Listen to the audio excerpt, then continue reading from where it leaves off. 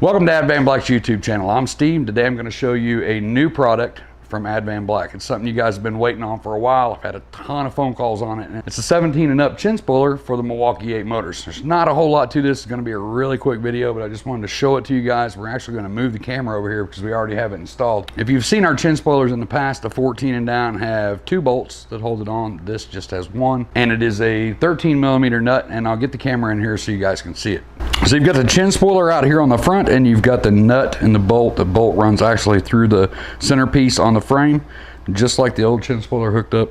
Going to put the nut on this side and tighten it down. There's a couple of things I want to talk to you guys about on installing this chin spoiler. The oil cooler and the voltage regulator down here are spun up at different angles than the V-twins, the 16 downs. So the chin spoiler is a lot bigger. The one thing that we noticed when we were installing the prototype on this is that we needed to either turn the handlebars completely right or left, where the old style you could just kind of sneak it in and push it on. So if you have the bike up on a lift and you got it in a wheel chock up there and you can't turn the handlebars, you can turn them just a little bit by loosening the chock and then also taking the rear fender bolts out right here and tilting the fender down, and it'll allow you enough room to sneak that chin spoiler in there. If you don't, if you just have it on the floor, on the kickstand, or maybe on a motorcycle jack, you can just simply turn the handlebars completely one way and then sneak it in, put it on, and put the nut on. We weren't quite sure, because of the size of the chin spoiler on this, if it was going to be able to work with lowers. We messed around with it for a little while, and we actually got the lowers to fit with a small gap in between the lower and the chin spoiler down here. I'm going to take you over to the other side and I'll show you what we do over there to get the lowers to work with the chin spoiler. So if you already have lowers on your motorcycle, you are going to have to remove both of them to actually get the chin spoiler in.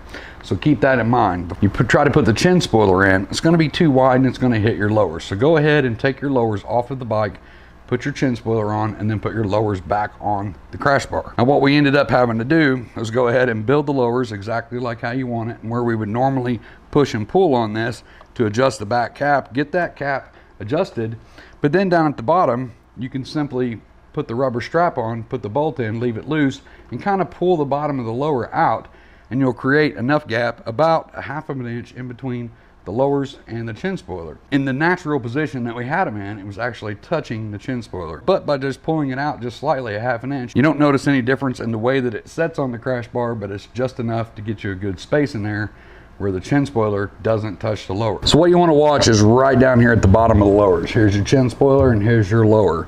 This piece right down here where this lower goes over can touch the side of the chin spoiler.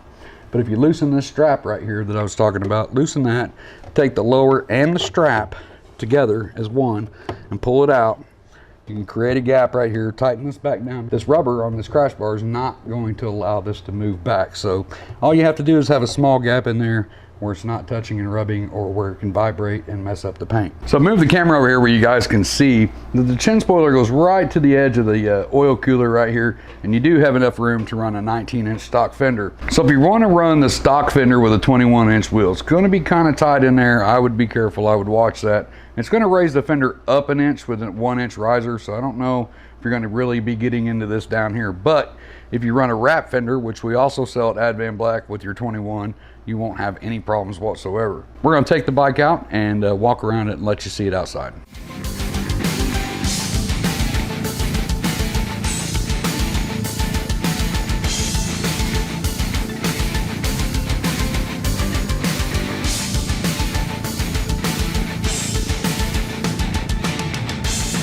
So hopefully that walk around outside just showed you guys what it looks like on the bike. Well, once again, it's for the 17 up to 20. As of right now, the Milwaukee 8 engine, it's a lot different up there, so the chin spoiler is different. If you have an 09 to 13 or a 14 to 16, we also offer those chin spoilers as well. So jump over to advanblack.com. Once again, you can get these color matched. If this is the first time that you're seeing parts from Advanblack, just remember that they can be color matched. Jump over, see if we do your color, and if we do your color, we can do any part that we sell in that color, shipped to you, ready to put on your bike. If you have any questions on this, just let me know in the comment box down below. I'll try to help you the best that I can, or you can call me on the service tech line and I can help you there. I'm going to get out of here and get back to work.